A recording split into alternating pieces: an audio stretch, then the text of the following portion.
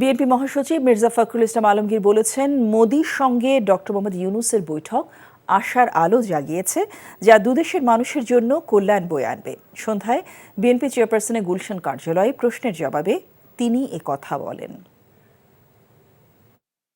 বৈঠকটা এটা আমাদের সামনে একটা আশার একটা আলো তৈরি করছে যে ভারত এবং বাংলাদেশের সম্পর্কের মধ্যে যে একটা বিটারনেস তৈরি হয়েছিল, সেই বিটারনেসটা তৈরি যেন আর বেশি না সামনে যায়, যে ব্যাপারে দুজনেই যথেষ্ট আন্তরিক এবং এটা নিঃসন্দেহে বাংলাদেশের মানুষকে এবং ভারতের মানুষকে, দুই দেশের মানুষকেই এটা উপকার করবে।